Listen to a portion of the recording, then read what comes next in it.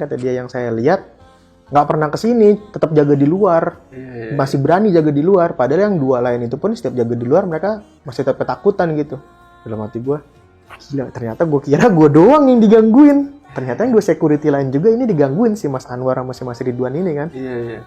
Oh gitu Pak, terus gue tanya dong, Bapak tahu nggak sih sejarah tempat ini dulunya apa? Gue gituin kan, kok sampai kayak gini banget gitu digangguinnya. Nah terus dia cuma cerita, dia bilang dia denger lah cerita-cerita orang-orang situ lah ya kan, sebelum rumah ini kosong.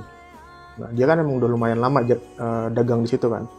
Jadi sebelum rumah ini kosong, tadinya rumah ini tuh ditinggalin sama ada keluarga tuh 5 orang gitu, yang 3 ini anaknya, 2 ini orang tuanya, tapi udah tua, udah kakek-kakek sama nenek-nenek.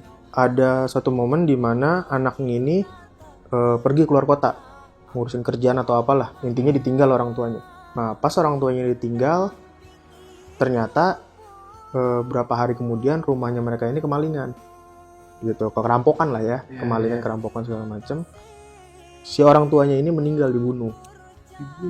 Iya, si nenek-nenek sama kakek-kakek ini kan meninggal di rumah itu. Baru ditemukannya setelah anaknya ini pulang 2 minggu kemudian. Kenapa nggak bisa kecium bau bangkai atau apa? Karena rumahnya mereka tuh luas banget. Luas halamannya. Luas halamannya, rumahnya tuh kecil di tengah-tengah. Iya. Ya bangunan rumah 3 kamar gitulah, pokoknya nggak yang gede-gede banget, nggak. Tapi namanya luas dan agak lumayan jauh dari jalan raya jaraknya dan jarak dari kanan kiri pun itu yang bangunan kanan kirinya juga jauh gitu. Itu bahkan kalau diparkir mobil aja itu 3 mobil berjejer jaraknya. Iya. Itu kan lumayan jauh lah. Lumayan panjang. Panjang. Kalau belakangnya itu bisa sampai 4 mobil diparkir ke belakang. Yang ke depan ya udah pasti jauh, panjang banget, bisa 7 sampai 8 mobil parkir berjejer. Ceritanya, dan mereka dikubur di halaman itu, yang 2 kuburan itu. Yang 2 makam kena kaki lu itu? Iya, ternyata itu kuburannya. Nah, terus gue tanya dong sama si tukang nasi goreng ini, tapi Pak, kok yang ngeganggu ini cuma yang nenek-nenek ya? Saya cuma diganggu sama nenek-neneknya. Lah emang gitu Mas, kata dia. Yang kakek-kakeknya ini kita juga nggak tahu kenapa nggak pernah nongol. Tapi yang selalu nongolnya nenek-nenek. Karena ternyata dulunya nenek-nenek ini bekas dukun beranak apa? Jadi mungkin masih punya pegangan atau apa ya, makanya mungkin korinnya masih gentayangan ngegangguin. Jadi sebelum tempat itu dipakai jadi pool, setelah rumah itu kosong, rumah itu kan memang dijual, tapi nggak pernah laku. Akhirnya sering disewa sama ini bang, hewan kurban. Oh iya, buat naruh sapi atau kambing gitu atau kambing. Nah setiap malam abis isya itu kambing sama sapinya itu nggak pernah tenang, selalu berisik, selalu gelisah terus gitu. Pokoknya nggak pernah tenang lah. Ini cerita semua gue dapet dari si tukang nasi gorengnya ya.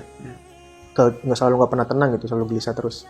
Sampai akhirnya si pemilik hewan kurban ini pun diganggu sama sosok nenek-nenek ini. Sampai akhirnya mereka pindah nyari tempat lain lah untuk, jadi nggak pernah lama, paling lama tuh seminggu lah. Iya. Untuk jadi tempat nyimpan binatang itu lah. Dapat cerita itu, ya udah gue nggak mau lagi jaga di dalam kan.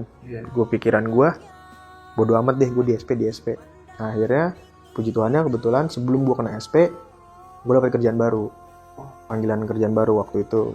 Nah, akhirnya ya udahlah, gue cabut gitu kan, gue resign dari tempat gue, dan gue nggak sempet nanya sama yang 2 security ini. Si Mas Anwar dan Ridwan si Mas Anwar sama Ridwan ini mereka ngalamin apa? Intinya pada saat satu hari itu pernah si Mas Anwar ini minta gue nemenin dia lah. Intinya itu aja. Lainnya udah nggak pernah. Nah sekarang untuk tempat itu terakhir yang gue lihat itu dia udah jadi restoran. Jadi restoran makanan gitulah. Mungkin dibeli atau gimana. Seperti itu kisah gue waktu jadi security, dan itu menurut gue yang paling apa ya, sampai main fisik gitu.